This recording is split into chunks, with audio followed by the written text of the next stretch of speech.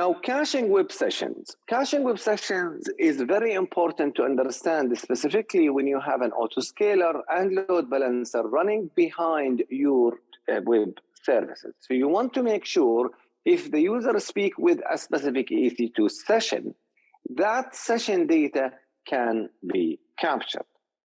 In order to allow our load balancer to route a request to those specific server that manages the user session, we could use a client-side cookie, that's the old method, which are cost-effective and they can speed up retrieval of sessions, and they have few disadvantages. I want you to know these disadvantages and keep them in your mind. The loss of the session's data. When you have an instance failure or when the instance is terminated or declared to be unhealthy by the load balancer and replaced by the EC2 instance. So you will lose everything.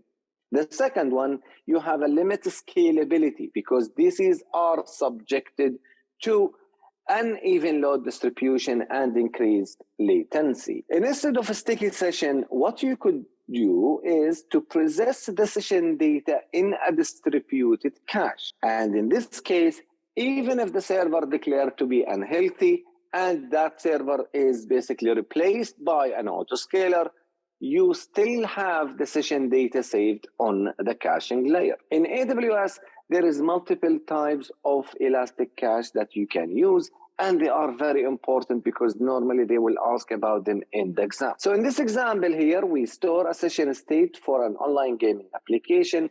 As you can see, we have a players going to send a game request to Elastic Load Balancing, and the Elastic Load Balancing speak with two web servers in a multi-AZ deployment.